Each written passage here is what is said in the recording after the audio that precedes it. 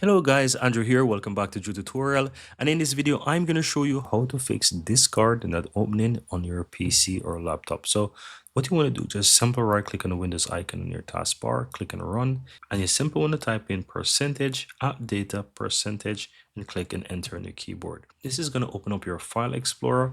Now go ahead and open up the discard folder from here, and you want to look for cache, code cache, and GPU cache. Go ahead and delete all three folders that you can see here. Now, in case you're having issues not able to delete these folders, guys, then you want to go ahead and check to see if you have discard running on your PC. So to do that, you just want to go ahead and open up your task manager. So you can even right click on your taskbar here and simply open up task manager. And if you have discard running in the list, you just need to find it, click on it, and end the task, right? So once you end the task, you can try again, and that should delete those files for you. And you don't have to worry about deleting these files, guys, because as soon as you open up this card again, it's going to regenerate those files for you. But go ahead and try it, guys. That should solve your problem. And if it does, give this video a like, let me know in the comments below.